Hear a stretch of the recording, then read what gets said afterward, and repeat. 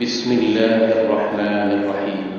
يا أيها المزمل قم الليل إلا قليلا نصفه أو انقص منه قليلا أو زد عليه ورتل القرآن ترتيلا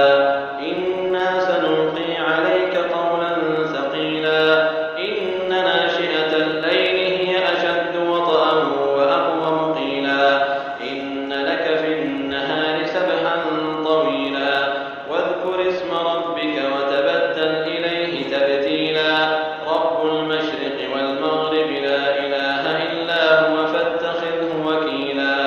واصبر على ما يقولون واهجرهم هجرا جميلا وذرني والمكذبين أولي النعمة ومهلهم قليلا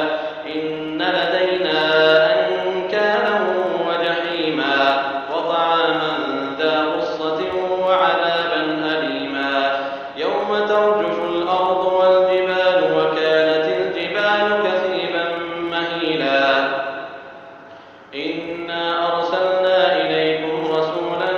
شاهدا عليكم كما أرسلنا إلى فرعون رسولا فعصى فرعون الرسول فأخذناه أخذا وبيلا فكيف تتقون إن كفرتم يوما يجعل الولدان شيبا السماء منفطر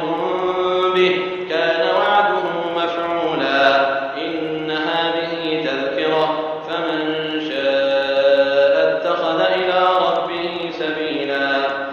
إن ربك يعلم أنك تقوم أدنى من ثلثي الليل ونصفه وثلثه وطائفة من الذين معك والله يقدر